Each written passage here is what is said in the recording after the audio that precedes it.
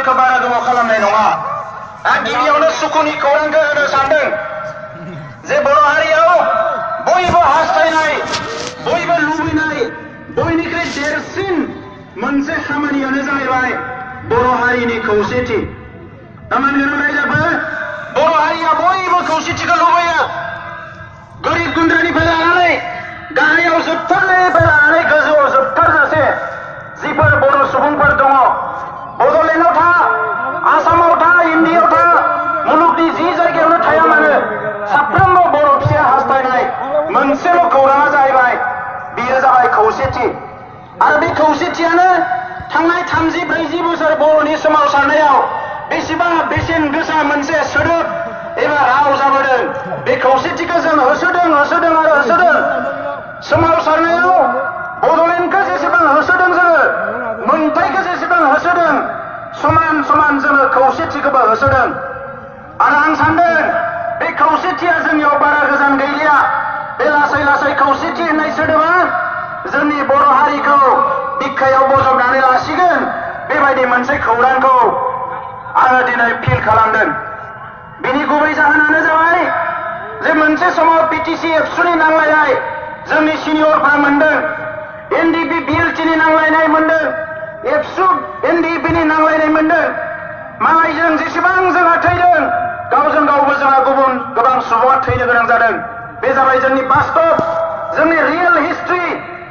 मालाया बुंनानै लिरनानै थगायफ्लानाय लिरनाय हिस्ट्रि नङा, जारिमिन नङा, मेगन सिगाङाव नुनाय जारिमिन। नाथाय बर'फ्रा गुबुन हारिफोर बायदि नङा। थांनाय समाव जानाय गोरोन्थिनिफ्राय बर'फ्रा गोबां सोलोंदों। आरो बे सोलोंनायनिनो बिदिन्थि महरै मोनसे समाव माखासे बिदिन्थानि फाव फान्दायनायाव एनडिपिआ मोननै हान्जा जादोंमोनब्लाबो बे मोननै हान्जाजों बयनिबो नाजानायाव गावबा गावनि रियेलाइजेसनाव दैदेनगिरिफोरनि साननाय हनायाव सोलायनाय फैनायजों बिथांमोनाबो गासैबो खोथाखौ बुजिनायजों एनडिपि प्रग्रेसिभ आरो एनडिपि बे मोननै हान्जाया गभर्नमेन्टजों थांनाय मास मोनसे सिगाङाव जयै सावरायदों। बे मोजां खौरां नंगौना नङा रायजोफोर? आं गोबारै आखाइ हमनो थाखाय खावलायबाय रायजोफोरखौ, जोङो बेखौ बरायनांगोन। आरो जों बेखौनो दिनै बे गेवलां फोथारनि सुबुं गौमानिफ्राय जोंनि दैदेनगिरि बिथांमोनखौ खावलायगोन जे जोङो खौसेथिखौ जोङो गोसो गोरबोनिफ्राय हास्थायोबा जोङो बेखौ मोननो हायो आरो बेखौ जोङो बयबो हास्थायनांगौ।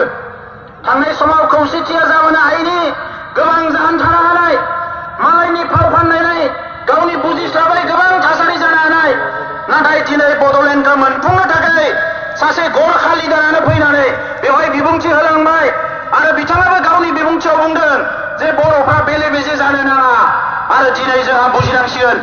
दा नंखायनो बर'फोरनि सोमावसारनायनि बे बुब्लियाव जोङो बेखौनो लुबैदों, साफा सानै बर' सुबुङा सरकारजों थागोन, गोदोबो थादों, दाबो थागोन। डेम'क्रेसियाव सुबुं दारा खान्थिजों सोलिनाय मोनसे देशआव, हादोराव गावसा गावसिया थायो। नाथाय बिग्रायारिफोरनि गेजेराव खौसेथिया फैनांगोन।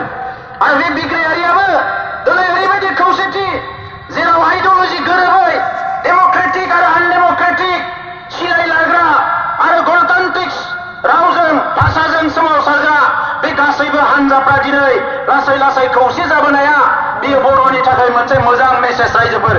आं गोदो मोजां मेसेजखौ होग्रोदों।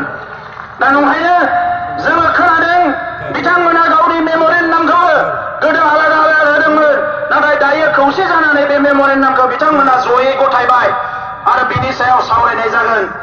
दा मानगोनां रायजोफोर, बड'लेण्डखौ मोननो थाखाय जि लामा दङ बे गासैबो लामाखौ बर' हारिया नाजावबोदों आरो बे लामाजोंनो हान्थिबोदों। गिबि लामाया जाबाय सोमावसारनाय। सोमावसारनायानो बड'लेण्ड मोननायनि गिबि लामा। बे सोमावसारनायाव गणतान्त्रिक सोमावसारनाय, सुबुं दारा खान्थिजों सोमावसारनाय आरो अगणतान्त्रिक सोमावसारनाय, दिनै बे मोननैखौबो बर'फ्रा खालामबोबाय। गुबुन मोनसेया जाबाय राजनिथि गेलेनाय। राजखान्थि गेलेनायजों बड'लेण्डखौ मोननो हायो। बे बड'लेण्डखौ मोननो थाखाय थांनाय 30-40 बोसोराव राजखान्थिखौबो बर'फ्रा गेलेबोदों। एखमबा पिटिसि जानानै, एखमबा एबसु जानानै, एखमबा एनडिपि जानानै गुबुन गुबुन महराव राजखान्थिखौ बर'फ्रा गेलेबोदों। आरो बे गेलेबोनायखायनो जोङो बिएसि आरो बिटिसि मोननो हादों। राजखान्थि गेलेनाय आरो थामथिया जाबाय सावरायनाय एबा लबि गभर्नमेन्टजों सावरायनाय राजखान्थि हान्जाफोरजों सावरायनाय देशनि इन्टेलेक्सुवेलफोरजों सावरायनाय अपिनियन बिल्ड आप खालामनो थाखाय रायजोआ जानांगौ होननानै बर'आ बर'आल' बुङालासिनो गुबुन गुबुन हारिनि दल संगठन आफादफोर इन्टेलेक्सुवेलफोर बैफोरखौ बुंहोनाय बे जाबाय लबि बे मोनथाम हाबाफारिजों बड'लेण्डआ जायो।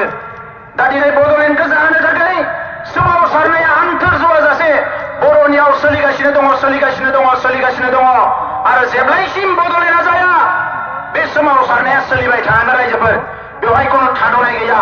मानो बड'लेण्डखौ जोंनो नांगौ जोंनो होग्राफ्रा बड'लेण्डखौ होनो नागिराखै।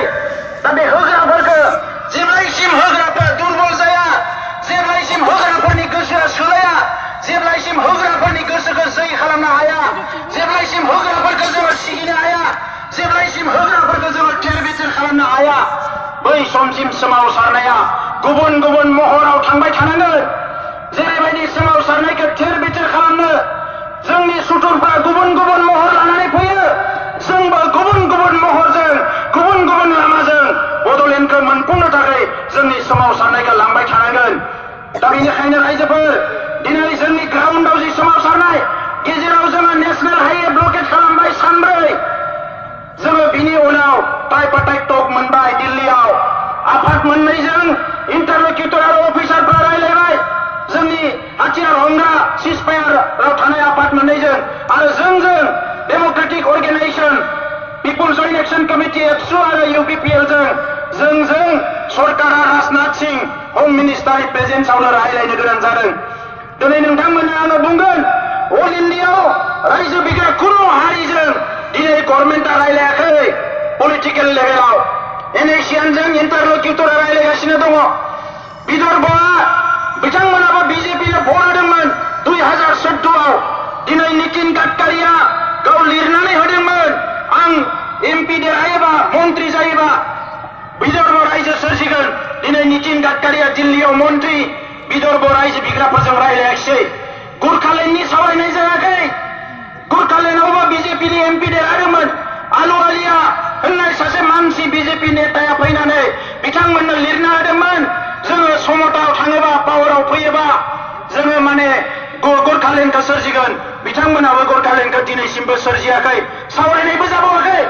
गुरखा लिडारफोरखौ दिनै बिथांमोना गावस्रानानै गावसोरनि गेजेरावनो बुलायहोनानै दिनै गुरखालेण्ड मुभमेन्टखौनो थेर बेथेर खालामबाय। बिथांमोननि नेताफ्रा दिनै खाखोमानानै थाहैनो गोनां जाबाय।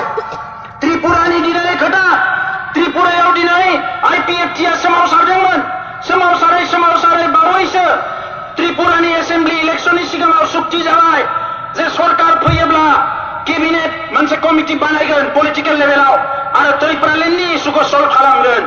इलेक्सना देरहाबाय सरकारा दाबाय बिथांमोननोबो मन्त्रि होबाय नाथाय सरकार दाखांनायनि उनाव दिनै आइपिएफटि जोंनि त्रिपुरा बिदा फंबायफोरजों बिजेपिआ बुलायनो हमबाय बिथांमोनखौ जेलाव जोबनो हमबाय बिथांमोनखौ बमा होनो हमबाय। बेबायदि थासारिसो जाबाय त्रिपुरायाव केबिनेटबो कमिटि दायाखिसै जेबो दायाखिसै। बिथांमोना गुवाहाटियाव दंफैयो मन्त्रिफोरबो मैया दाखालिनिफ्राय दिनै फैनो होनदोंमोन माबा मोनसे उसुबिदा जाबायनो गभर्नमेन्टआ आसाम गभर्नमेन्टनि सोरबा मन्त्रिजों रायलायनो नागिरनानै बिथांमोना लामा ससेनिफ्राय गिदिंनानै थांफिनबाय। दा बिनि गेजेराव नायोब्ला दिनै मोनसेल' ग्रुपजों मोनसेल' माहारिजों भारत सरकाराव खनथाम खनब्रै सावरायनाय जाबाय। गोदान सरकार फैनायनि उनावबो बे जाबाय बर'फोर। दा नंखायनो रायजोफोर बे सोमावसारनाया बर'फोरनि ओरैनो थाङाखै सोमावसारनायखायनो जोंजों गभर्नमेन्टआ रायलायनो गोनां जादों आरो रायलायनो गोनां जायोबा सलुसनखौ बरननांगोन। बियो सोमावसारनायनि मोनसे देरहासारनाय। दा बेखौ जों रायजो राजानो खोन्थानांगौ जोंनि बिबान रायजोफोर। थांनाय जुलाइ मासनि 5 अक्ट'आव जेला रायलायनाय जायो गोबां खोथा सावरायलायनाय जादों दान्थे बिदान्थे जादों अफिसारफोरजों आरो बेनि गेजेराव जों सोंदों राजनाथ सिंहखौ नोंथाङाथ' प्रमिस खालामदोंमोन दिनै नोंथाङा मा बुङो जों राजा लामायाव फैफिननांगोन ना बिनि सिगाङावनो सलुसना जागोन। जोङो सासे मन्त्रि बिदों गोदो बड'फानि समाव सानसुमा इउजिदामोननि समाव सोरबा मन्त्रि होदोंमोननो बै मन्त्रिफोरजों रायलायनानै सलुसननि लामाया फैदोंमोन।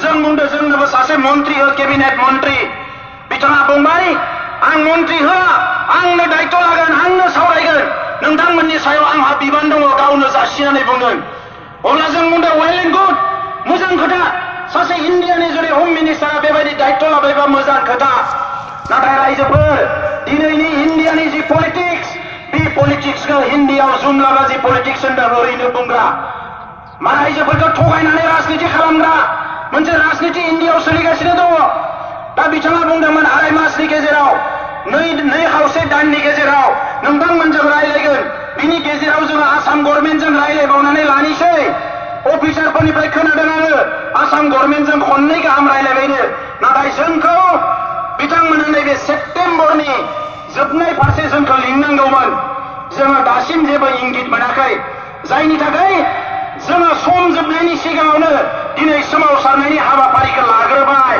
जाहाथे बिसोरखौ जोङो एलार्ट खालामनो हायो It's a message to the government of India and government of Assam. Keep your promise.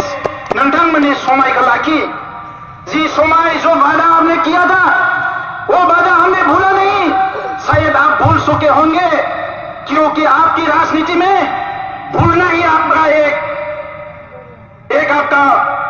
एक प्रोजेक्ट है ये आपका एजेंडा है आप लोग वादा करके भूल जाते हैं हमने नहीं भूला नरेंद्र मोदी जी मंगलडे में आके बोले थे यहाँ बोंगाईगांव में आके बोले थे अगर बीजेपी सत्ता में आते हैं हम लोग सरकार में आते हैं आएंगे तो हम लोग बोरो समस्या का हल निकलेंगे बोरो समस्या का समाधान करेंगे गुरखालैंड में जाके बोला था गुरखाओं का जो सपना है वो मेरा भी सपना है नरेंद्र मोदी जी ने ही बोला था हमें याद है आपने बोला था अच्छे दिन आने वाले हैं आपने बोला था सबके साथ सबके विकास लेकिन यहां कुछ नहीं दिख रहा है हम लोगों को हमने इंतजार किया आपको 7 साल 5 साल होने जा रहा है ऐसा धोखाबाजी मत कीजिए अपने नागरिक के साथ अपने सिटीजन के साथ ये भारत वर्ष जो है ये दुनिया के सबसे बड़ा लोकतंत्र है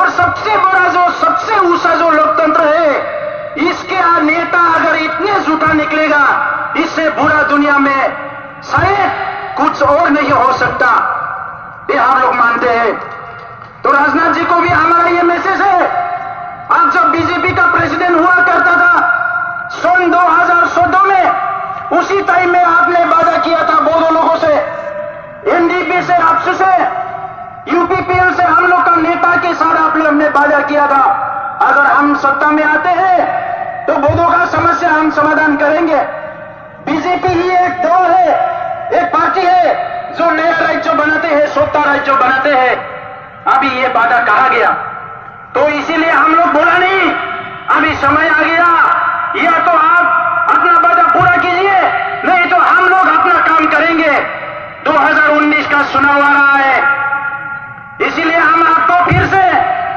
ये चेतावनी देते हैं अगर आप हमारा प्रॉब्लम का कोई हल नहीं निकलेगा तो 2019 में रेडी हो जाइए जैसे आपका असम में 7 एमपी मिला था वही 7 एमपी जाके शून्य भी हो सकता है असम में इसका गारंटी कोई नहीं लेगा तो मानगोनां रायजोफोर दा नंखायनो सोमावसारनायखौ कन्टिनिउ खालामनांगोन जोङो समा सफैबाय जों बिथांमोननो जथेस्थ सम होबाय नाथाय गाबोन समफोरो सोरबा बर'नि दैदेनगिरियानो बुंनो हानाय इलेक्शन फैबा बिसोरो सोमावसारलायो रायजोफोर ओरै रायजोफोर बे खोथाया नङा जोङो सोमावसारबोदों आरो सोमावसारनांगोन जेब्लायसिम बड'लेण्ड मोना सोमावसारबाय थागोन बेवहाय खुनु अल्टारनेटिभ लामा गैया दा नंखायनो नैबे समाव राजखान्थिखौ लानानै जोङो बेले बेजे लाबोनो नाङा बर'फोरनि गेजेराव हिरा सर'नियाखौ लानानै सावराय सोगोरनाय जादों हिरा सर'नियाया देरहाफिनगोनलै रायजोफोर ज' जा जों बेखौनो लुबैयो ज' जा रायजोफोर दा ज'आ बोरै जागोन बेखौ जोङो बुजिनांगोन रायजोफोर सासे हिरा सर'नियाखौ गिनानै जोंनि बड'लेण्ड मुभमेन्टखौ थेर बेथेर खालामनो हाया जोङो सरकारजों गोदो जेरै बार्गेनिं खालामदोंमोन ओइबारबो जोङो सरकारजों बार्गेनिं खालामनांगोन जोंनि खोथाखौ मानिहोनांगोन बिसोरखौ आरो मानिहोनोसो जों खौसे जानांगोन जेला हिरा सर'निया देरहादों जोङो बयबो गिदोंमोन बर'फ्रा हिरा सर'निया देरहाबाय ओइबार मा जाबावनो बड' गामिया दानख'जानोसै सोमावसारबा पुलिस मिलिटारिजों बुजानोसै मा खालामनो हाखो रायजोफोर हिराचरनियालाय बे एमपि जानानै होख्रावबाय थाबाय जोंहासो आन्दलना सोलिगासिनो थाबाय हिराचरनिया थानायावनो भारतनि हम मिनिस्टारजों जोंहा टकबो जालांबाय मा खालामनो हाखो हिराचरनियालाय बे हिराचरनिया थानायावनो जोङो सोमावसारबाय राजा लामा जथेबाय जोंखौ पुलिस मिलिटारि जेबो खालामनो हायाखिसै बे हिराचरनियानो भट होग्राफ्रा दाख्लै राजा लामा रेल लामायाव गसंनानै दोखो दोखो लावथि होजाबाय जेल जोबजाबाय मा जाखो रायजोफोर बेलाय दा ओंखायनो जों नायनांगोन रायजोफोर एमपियाथ' देरहानांगोन नाथाय लोगोसे बड'लेण्डनि जि सोमावसारनाय बेबो थांनानै थानांगोन रायजोफोर राजनितिनि नामाव सोमावसारनायखौ धंस खालामनो हाया दा ओंखायनो दिनै सम जाबाय जेला जेला जों राजनिति भाबै खौसे जानो हादों आरो सोमावसारनाय हान्जाफ्रा जि राजनितिखौ दैदेनदों अब्लानो बर'आ माबा नङा माबा मोनदों रायजोफोर दा ओंखायनो लामाखौ क्लियार खालामनांगोन आरो जायफोरा दिनै पावार पलिटिक्सआव दङ बिथांमोनखौबो जोङो खावलायगोन दिनै समा सफैबाय जे खौसे जानानै साननो ना सोरनोबा दिनै काउन्सिलखौ गथायनानै होनो बर' पलिटिक्सखौ गथायनानै होनो खौसे जानो रोङाबा गाबोन कंग्रेसआ फैनानै बिजेपिआ फैनानै एजिपिआ फैनानै गुबुन हान्जाफ्रा फैनानै जोंनि राजनितिखौ सेनानै लागोन आरो जोंनि सोमावसारनायखौबो थेर बेथेर खालामगोन दा ओंखायनो रायजोफोर राजखान्थियावबो जोङो खौसे जानांगोन बेजों लोगोसे सावरायनायखौ जोङो धैर्य हमनांगोन जेसेबां दुमदाखाल खालाम जेसेबां दावराव खालाम सावरायनाया मोनसेल' लामा दिनै आसामाव नोंथांमोना नुदों सांगोरनिफोरनि सोमावसारनाया थेर बेथेर जाबाय जोंखौ जायफोर नायनो बायो जोंनि हेंथायै सोमावसारग्रा सोरबाया कमता बिबुर बिदों माबा बिदों बिथांमोननि सोमावसारनाया थेर बेथेर जाबाय मानो बिथांमोननि गोरबोआव गावनि हारिनि फारसे अननाय गैया बिथांमोना मा मावदों बेखौ गावनो बुजिया दिनै 70 बोसोरनि भारतबर्षआव मा राजनिति सोलिदों बेखौबो जों बुजिनो रोंनांगोन रायजोफोर दिनै आसामाव जोंखौ अनग्रा मानसिया खम दङ जोंखौ धंस जाजानो लुबैग्रा मानसिया बारा दङ ओंखायनो नोंथांमोना नुदों दिनै सा सानजा भारतआव सोमावसारनाया जोंल' नङा आसामाव दिनै नैलि हत्याकाण्ड जादों 4,000 मानसि बुथारदों बै समाव बांलादेश होखारनाय मुभमेन्टआव गहपुराव खेबसेयावनो 500 बर'फोरखौ बुथारदों न' बां सावदों दिनैसिम नैलियाव बुथारग्रा गहपुराव बुथारग्राफ्रा फासि जायाखै 5,000 बर'खौ बुथारग्राया बहा थांखो रावबो सासेबो फासि जायाखै बर'नि बिग्रायारिखौ फासि होनो ओंखारदों सरकारा बे जाबाय दुखुनि खौरां आं नोंथांमोननो बुंनो नागिरनाया दा रायजोफोर जों जानजि खाफ्रानांगोन सिलाइ लानाय समाव गोरोन्थि मावनाय समाव बमा बारुद होनाय समाव मानसि गावनाय मानसि लांखारनाय समाव बिथांमोना जोंखौ सोंखारिबाय आयेन जाबसिनानै होबाय दिनै सावरायनाया सोलिगासिनो दङ मोजां थासारि फैबाय बे मोजां थासारियाव जेरैबायदि आखलखौ भारत सरकार आसाम सरकारा बर'फोरजों दिन्थिनो नागिरदों बेवहाय खिन्थु बर'फ्रा खौसे जानांगोन रायजोफोर सम सफैबाय दिनै जों बिथांमोननियाव सोंलु सोंनांगोन सोरबा हारिनि बिग्रायारिखौ फासि होनो ओंखारदों थिगानो दङ नाथाय जोंनि हारिनि 4,000 मानसि बुथारग्राफ्रा बहा खारखो बिसोरखौबो फासि होनांगोन रावखौबो एक्सकिउज खालामनाय जानाय नङा आरो जि खालि फासि होगोन ओइ खालिनिफ्रायनो समायखिरा लानांगोन जेब्लासिम बर'फ्रा रायजो मोना जिरायनानै थानो मोना रायजोफोर जिरायनानै थानो मोना बे जायानो जाथों बियो सासे बर' फिसा दिनै जोंनि गोरबो गाबखांदों मा आखल बेलाय इलेक्सनफ्रा सोमावसाराखै नामा इलेक्सनफ्रा मानसि बुथाराखै नामा आलफाफ्रा मानसि बुथाराखै नामा सोर मानसि बुथाराखै आसामनि हिस्ट्रियाव सोरखौ फासि होदों आसाम सरकारा सोरखौ फासि होदों बर' दिनै सरकारा बिथांमोननि एजेन्सिसफ्रा मा खालामदों दिनै नुवाखै नामा बिथांमोना रायजोफोर जोंखौ खुगा गैया होननानै रायजो गैया होननानै आयेन कानुना जोंनि आखायाव गैया होननानै बिथांमोना जा गोसो बेखौनो खालामगोन जों आरो सहायनानै थागोन बियो खुनु दिन जानो हाया रायजोफोर बे खुनु दिन जानो हाया जेब्ला बर' आइजोफोरखौ जिनाहारि खालामदों जोंनि आइजोफोरा राजा लामायाव ओंखारदों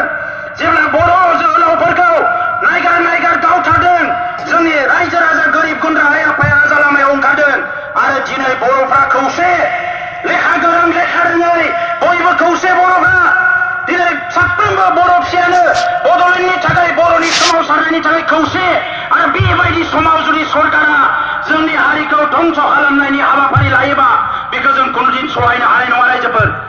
दा नंखायनो आं नोंथांमोनखौ खावलायगोन, नैबे सेप्तेम्बर मासाव जोंहा दिल्लीयाव फिसा हाबाफारि दङ, जों सानैसो दैदेनगिरिफोर थांगोन।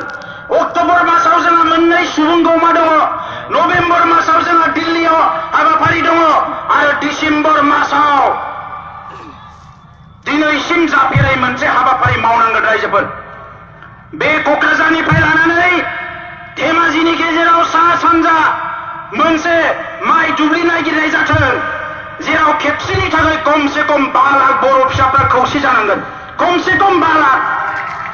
आरो बेखायनो भारत सरकार आसाम सरकारखौ जोङो हुसियार खालामनानै होनांगोन जे जानला मानलाखौ जों मानिनाय नङा। बे बर'फ्रा गावनि मोन्थायनि थाखाय गावनि न'नि मानसिफोरखौबो स्पेयार खालामबोआखै, नागारबोआखै, आरो बे बर'फ्रा मालायजों जुजिनानै फासयनायनि खर' गंलायनायनि खुनु खोथा गैया रायजोफोर। हागोन हाया रायजोफोर? दा बेखौनो आं खावलायबाय जे दिनैनि समाव जोंनि लाइमोनफोर सेंग्राफोर जेरैबायदि थासारियाव दङ, जोंनि संग्रामा दाबो जोबाखै रायजोफोर। जों राजा लामायाव दङ, जोङो फोथाराव दङ, जोंनि सेंग्राफ्रा दाबो हाग्रायाव दङ, जोंनि सेंग्राफ्रा डिजिगनेटेड केम्पआव दङ, जोंनि सेंग्राफ्रा दाबो लाइमोनफ्रा 24 घन्टा हाबा मावगासिनो दङ। सोरबा साइकेल सालायदों, सोरबा आथिंजों थाबायदों, सोरबा जाय जेरै हायो जोंनि रिभलिउसना सोलिगासिनो दङ।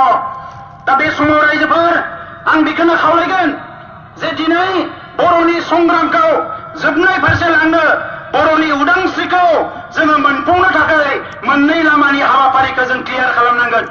मोनसेया जाबाय राजखान्थिनि उदांस्रि, जोंनि हाखौ जोंनो बेंनो मोननाय, जोंनि खाफालखौ जोंनो दानो हानाय, जोंनि स्कुल कलेज इउनिभार्सिटि गासैखौबो जोंनो सोरजिना लानो हानाय, बे मोन्थायखौ मोननो हानाय उदांस्रि। गुबुन मोनसेया जाबाय जोंनि हारिनि गेजेराव खोमसि फोथायनाय, गावजों गाव सन्देह खालामलायनाय, जौ जुवा थिर दायना दायनि बुथारनाय, खोमसि फोथायनाय बायदिसिना थासारिनिफ्राय उदांस्रि मोननाय, बे मोननै उदांस्रिखौ समान समान लानांगोन रायजोफोर। जोबोद दुखुनांथाव बाथ्रा, दिनै सेंग्रा सिख्लाफोरनि गेजेराव हाबा मावनायनि हारिमुवा लासै लासै जोबलांदों, लेखा फरायनायनि थासारिया जोबलांदों। दिनै बेसेबांबा गाज्रि थासारि, जोङो क्वालिटियावबो गैया क्वान्टिटियावबो गैया जाबोदों रायजोफोर। फारसेथिं जोंहा क्वालिटियाव गैया, लेखा फरायनाया गुन गैयै जालांबाय जोंनिया। गोदो गोदाय साफा सानै जि फरायदोंमोन गुन गोनांमोन, लासै लासै लेखा फरायनायनि गुना जोबलांबाय। लेखा फरायनो नागारनानै सेंग्राफ्रा मबाइल आरो बाइकआवल' बेस्थ' जाबाय। जोबोद दुखुनांथाव बाथ्रा। दा बेनिफ्राय जोङो उदां जानांगोन। जोंनि बिमा बिफाफ्रा गावनि गथ'फोरखौ नोजोर होनांगोन।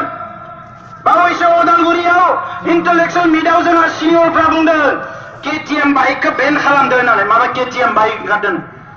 दा बेफोरो गाज्रि थासारि रायजोफोर, मिनिनायनि खोथा नङा बियो। हारिया बबे लामाजों थांदों?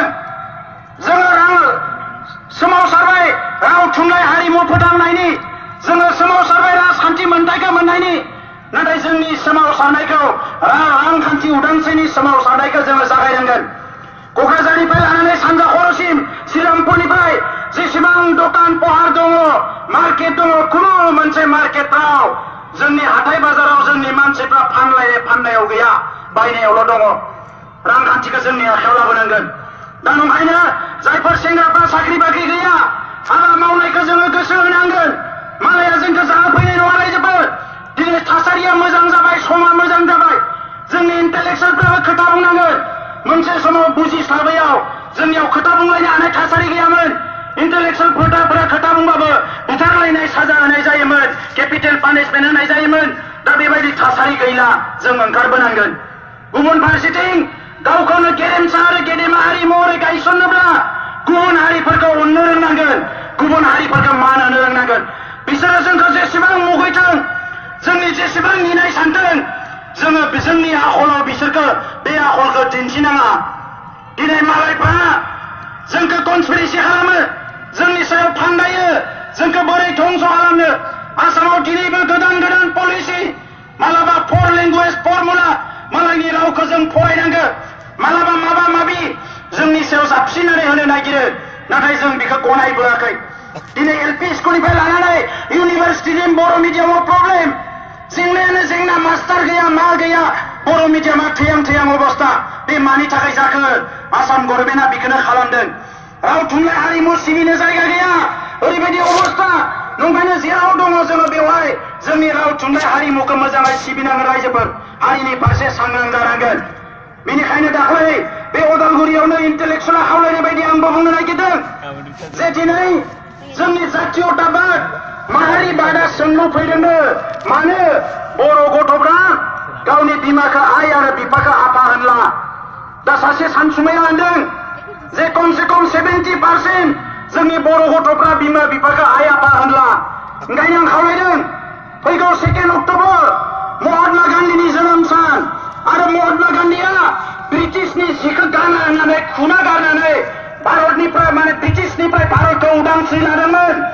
आरो जोंबो बर'आ उदांस्रि मोननो थाखाय गावनि हारिखौ मुलुगाव गायसननानै दोननो थाखाय बे महात्मा गान्धीनि जोनोम साननिफ्राय मालायनि राव मालायनि सोदोब बेखौ गावनि बिमा बिफाखौ लिंनायाव बाहायनो मोना बर' रोंदारों साफ्रोमबो मुलुगाव थांना थानाय बर' फिसाफ्रा गावनि बिमाखौ आइ आरो बिफाखौ आफा होननांगोन लाजिनायनि खोथा गैया जातीयताबादा बेनिफ्राय जागायनांगोन रायजोफोर जोंनि गाननाय जोमनायखौ फोथांनानै लाखिनांगोन दे बे गासैबो खोथाफोरखौ साननानै आङो नोंथांमोननो बेखौ खावलायदों जे टटेल रिभलिउसननि खोथा जोङो माखासे बिथिङाव कमप्रमाइज खालामनो मोना दा आं बारा गोलाव बुंला रायजोफोर जोङो माखासे दैदेनगिरि दङ बयबो गुसुं गुसुं बिबुंथि लाखिगोन दिनै जोङो फिन नैबे सुबुं गौमानिफ्राय जोंनि जार्निखौ जोङो सुरु खालामफिनबाय आरो बिनि उनाव कन्टिनिउ मुभमेन्ट जागोन कन्टिनिउ गुबुन गुबुन हाबाफारि जागोन दा बेवहाय माइ हानायजों लोगोसे न'खरनि खामानि मावनायजों लोगोसे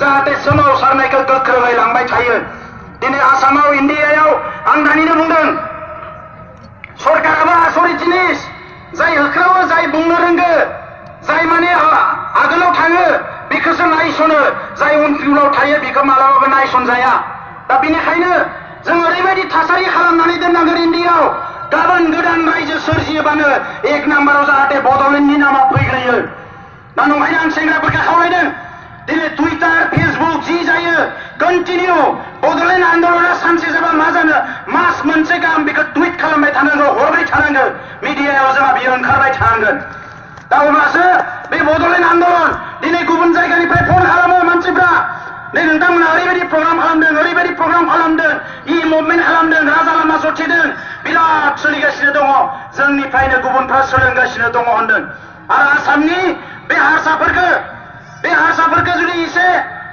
गोसोखौ गलि होनांगौबा गोसोखौ थेर बेथेर खालामनांगौबा जोंनि सोमावसारनाया गोख्रोंनिफ्राय गोख्रों जानांगोन बिथांमोननि अबस्थायाबो मोजां नङा रायजोफोर दिनै एनआरसिखौ लानानै सिटिजेनशिप बिलखौ लानानै बिथांमोननि अबस्थायाबो गाज्रि बिथांमोना सानदोंमोन मैदेराथ' कुनुदिन सरकार दानो हाला ओंखायनो बिबारावनो गाखोनानै जाथिखौ दानोसै थाङै थुङै बिबारखौ दिनै सरकार दाना लाबाय बिथांमोनाबो बुंबाय जाति माति भेति हा बिथाखौ सोरजिगोन हारिखौ लाखिगोन बेबायदि बुंनानै सरकाराव फैबाय गोदै गोदै बुंनानै नै सरकाराव जिरायना लानानै एनआरसिनि खामानिया गन्डगोल जाबाय सिटिजेनशिप बिल पास खालामबाय दायो कुनु मोनसे खामानिया गद गैला दिनै अबस्थाया बिथांमोनाबो जोबोद गाज्रि आरो बिनिखायनो बुंदों hit the iron when it is hot सोरा जेला गुदुं जायो अब्ला देनांगोन अब्लासो सिखा रुवाया जोङो सोरजिनो हायो ओंखायनो दायो आसामा गुदुं जादों बे गुदुं जानायाव सिरि थानो मोना रायजोफोर जोंहाबो गावनि जायगायाव गावनि आवाजखौ होबाय थानांगोन खालि जोङो नन भाइलेन्ट रावखौबो जोङो गोरोन्थिखौ खालामनाङा सोरबा अन्थाइ खुबैथों सोरबा माबा मोनसे आखल दिन्थिदों बेफोरखौ लानानै जोंहा खर' सानो नाङा जोङो जाहाथे बेवहाय एकदम डिसिप्लिनजों थाङो डिसिप्लिनजोंसो जोङो दावहाखौ देरहागोन रायजोफोर आं 100% बिश्वास दङ जे बड'लेण्डनि जि सोमावसारनाय बियो जिर' थांनाय नङा दिनै नङा गाबोन बड'लेण्डआथ' जाखानांगोनानो बेजों लोगोसे बर' आइ आफाफोरनि हास्थायनाय गांनाय उखैनाया सानसे नङा सानसे जेरैखि जाया जाफुंगोन आरो बियो जोंनि खामानि मावनायनि सायाव सोनारगोन এই সময়ত মই এইটোকে ক'ব বিচাৰিছো আজি অসমত জাতি মাটি ভেটি গঢ়া এটা চৰকাৰ আছে তেখেতসকলে কৈছিলে খৰাইঘাটৰ শেষ ৰণ আৰু এই খৰাইঘাটৰ শেষ ৰণত অসমীয়া জাতি বচাও হ'ব আজি কি কি কৰিছে অসমৰ ৰাইজে দেখিবলৈ পাইছে অসমীয়া জাতি বাঁচাইছে অসমীয়া ভেটি বাঁচাইছে না অসমীয়াৰ মাটি বাঁচাইছে অসমৰ ৰাইজে খুব ভালদৰে জানে। আমিতো খুব ভালদৰে নাজানো, কিয়নো সেইটো জানাৰ সুযোগ আমাক দিয়া নাই, চৰকাৰো দিয়া নাই, আৰু বেচৰকাৰী জাতীয় বেগম বেগম নেতা সংগঠন বিলাকো আমাক এই সুযোগটো দিয়া নাই। গতিকে আমাৰ খুব ইচ্ছা থাকিল অসমত এই চৰকাৰখনে যি কৰে অসমৰ ভালৰ কাৰণে কৰক, অসমীয়া জাতিটোক বাচাই ৰাখক, ইয়াৰ ভাষা সংস্কৃতি থলুৱা যি বাৰে বৰণীয়া সংস্কৃতি বাচাই ৰাখক, এইটোৱে আমাৰ তৰফৰ পৰা খুব ইচ্ছা থাকিল। কিন্তু আমাৰ প্ৰশ্ন, এই চৰকাৰখনে আমাৰ ভাষা সংস্কৃতি ৰক্ষণাবেক্ষণ দিবনে নাই, আমাৰ ভূমিৰ নিৰাপত্তা দিবনে নাই? বড়োসকলে আজিলৈকে এই সংগ্ৰামত নিজৰ ভূমিত, নিজৰ মাটিত, নিজৰ দেশত, নিজৰ ৰাজ্যত, নিজৰ পিতৃপুৰুষৰ যিটো সম্পত্তি ইয়াৰ অধিকাৰৰ সংগ্ৰাম কৰাত 5,000 শ্বহীদ হ'ব লগা হ'ল। আমি প্ৰশ্ন কৰিবলৈ ওলাইছো, এই 5,000 শ্বহীদ কিহৰ কাৰণে হ'ব লগা হ'ল? এই 5,000ক যিসকলে হত্যা কৰিলে এই হত্যাকাৰীবিলাক ক'ত আছে?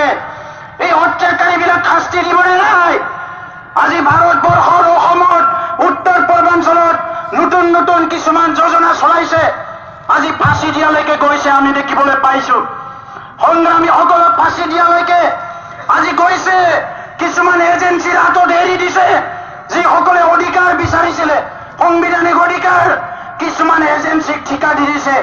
আপোনালোকৰ দায়িত্ব নাই নেকি? ইফালে কৈছে আমি সকলো ভাতৃত্ব মিলি থাকিব লাগিব, একে জাতি একে ভাই মিলি থাকিব লাগিব। আজি এই মিলি থকাৰ কাৰণে যদি সকলো চিন্তাই কৰিছে, কিয় কিছুমান এজেঞ্চিক এটা এটা জাতিক ঠিকা দি দিছে আপোনালোকে? আমাৰ প্ৰশ্ন, আজি নেইলিত যিসকলে হত্যা কৰিলে কাৰোবা ফাঁচি দিয়া হ'ল নেকি? গহপুৰত যিসকল হত্যা কৰিলে কাৰোবা ফাঁচি দিয়া হ'ল নেকি?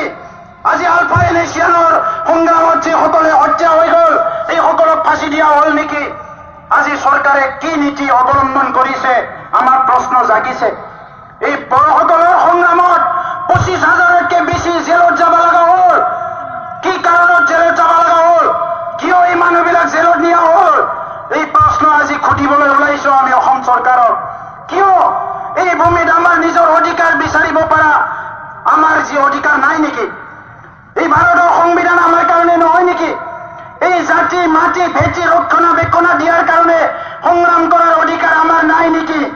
যদি আছে, কিয় এই 40 বছৰৰ সংগ্ৰামত 5,000 মানুহ হত্যা কৰা হ'ল? তো এই কাৰণে আজি আমি চৰকাৰক ক'ব বিচাৰিছো যে বড়োসকলে চিৰ প্ৰতিজ্ঞাবদ্ধ, যেতিয়ালৈকে বদলে নহয় ইয়াত হত্যাই কৰক, জেলতে থওক বা ফাঁচিয়ে দিয়ক, যেতিয়ালৈকে বদলে নহয় এই সংগ্ৰাম চলি থাকিব। আৰু আজি আমি কৈছো যে আমি অহিংসা গণতান্ত্ৰিক পদ্ধতিৰে আমি সংগ্ৰাম কৰিম, আৰু এই সংগ্ৰামত কোনোবা যদি ষড়যন্ত্ৰ কৰে, এই সংগ্ৰামটো যদি কোনোবা মুখিমূৰ কৰিব ওলায়, এইটো BTCৰ ভিতৰতে হওক বা BTCৰ বাহিৰতে হওক, বড়োসকলে সদায় সজাগ। এনেকা শত্ৰু, এনেকা ষড়যন্ত্ৰ বড়োসকলক আগতো প্ৰতিহত কৰিব পৰা নাই, আজিও নোৱাৰে, আৰু আহি থকা দিনতো নোৱাৰে। এইকাৰণে আমি চৰকাৰক আহ্বান কৰিছো, অতি শীঘ্ৰে যি আলোচনাৰ নামত আলোচনা কৰি আছে, এই আলোচনাৰ নামত আলোচনা নকৰি পেলাই আপোনালোকে পলিচি লওক, আপোনালোকে সিদ্ধান্ত লওক, এটা সিদ্ধান্তত উপনীত হওক, যি সিদ্ধান্তই অসমীয়া জাতিকো বাচাই ৰাখে, বড়ো ট্ৰাইবেল আৰু খিলঞ্জীয়া মানুহকো বাচাই ৰাখে, তেনেকুৱা এটা আজি আপোনালোকে নীতি লওক। সৌখিদিনা দেখিবলৈ পাইছো ভূমিৰ নিৰাপত্তা, ইফালে বাংলাদেশৰ আগ্ৰাসনত ভূমি শেষ হৈ গৈছে, আনফালেদি চৰকাৰী নীতিৰ নামত তিৱাসকলৰ যিটো মুঠ ভূমি আছিলে, যিসকলৰ তিৱা ৰজাসকল আছিলে, আজি যি অঞ্চল বেলেনবক, এই অঞ্চলত গুৱাহাটী চিটি এক্সপানশ্যনৰ নামত আজি ভূমি আগ্ৰাসন কৰিব ওলাইছে। যি ভূমিত ৰাভাসকলে নিজৰ ভাষা সংস্কৃতি অস্তিত্ব লৈ জীয়াই থাকিব ওলাইছে, যি ৰাভা আসামৰ অন্তৰ্গত এই এৰিয়া আজি ভূমি আগ্ৰাসন কৰিবলৈ ওলাইছে। চৰকাৰৰ নীতি বুজিবলৈ আৰু বাকী নাই।